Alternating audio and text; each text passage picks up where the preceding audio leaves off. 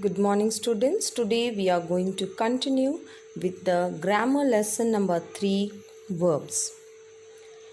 The subtopic is subject verb agreement. Now, agreement means between the subject and the verb there is an agreement to make the sentence.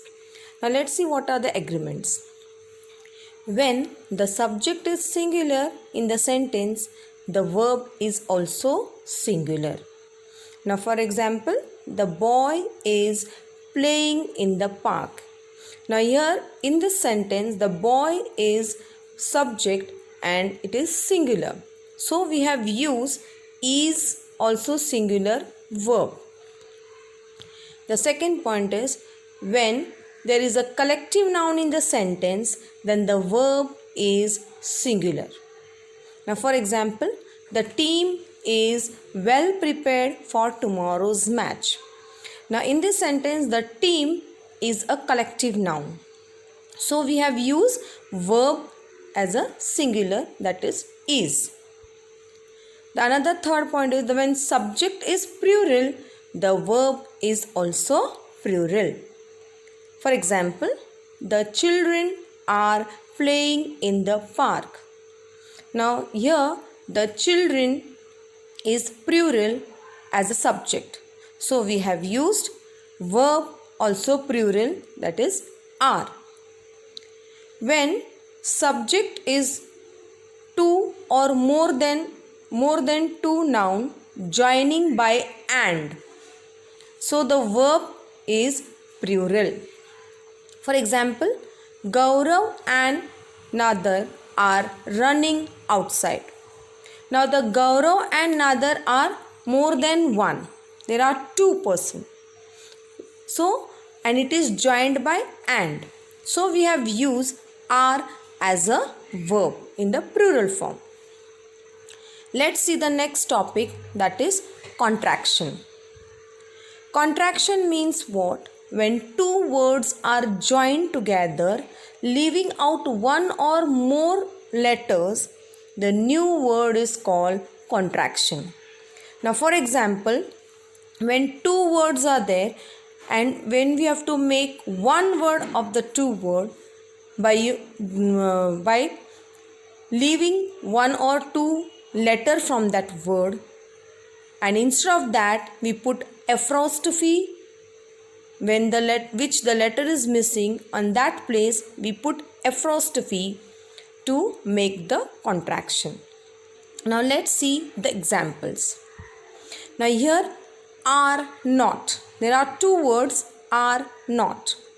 When we make contraction of are not, we deduct O, or we can say we leave O.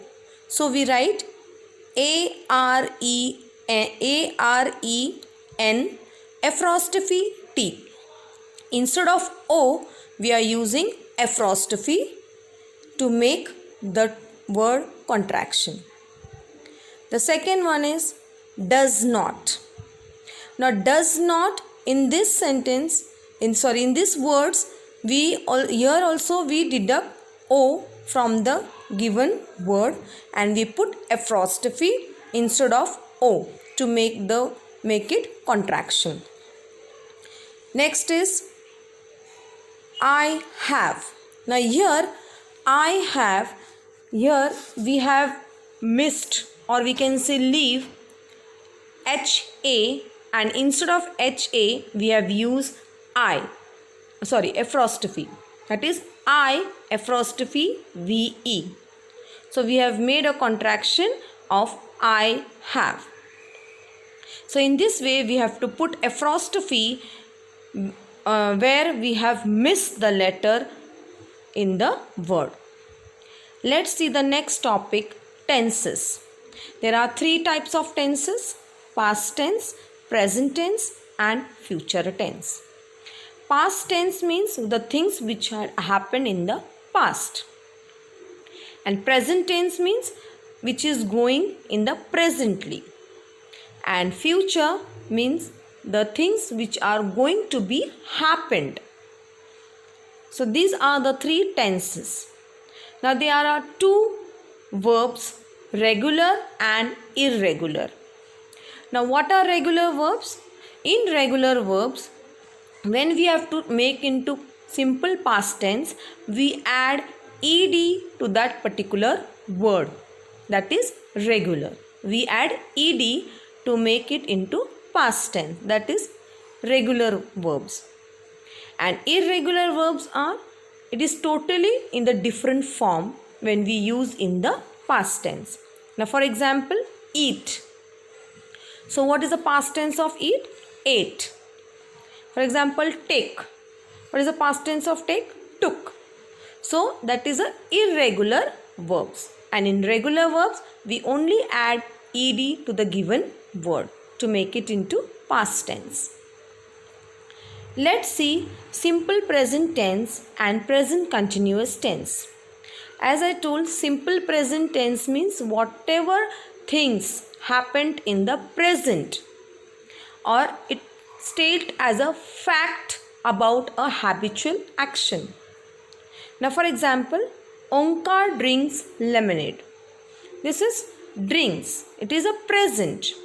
When you make into continuous tense, present continuous, the continuous means it is the things which is going on.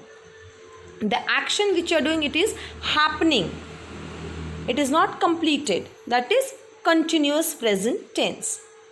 In present continuous tense, we have to see when subject is singular, the verb we have to add is also singular. And whatever verb is there, we have to add ing to the verb to make it into continuous form.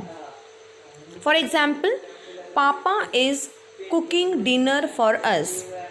Now here, cooking is a verb. So we have add ing. That means it is continuing. And Papa is singular, so we have used is. So in this way, we have to add ing to the verb, and we have to use singular. If the subject is singular, the verb also will be singular. When sentence is in the subject is plural, the verb will also be in the plural form by when we do into simple continuous tense, and we have to add ing in the verb.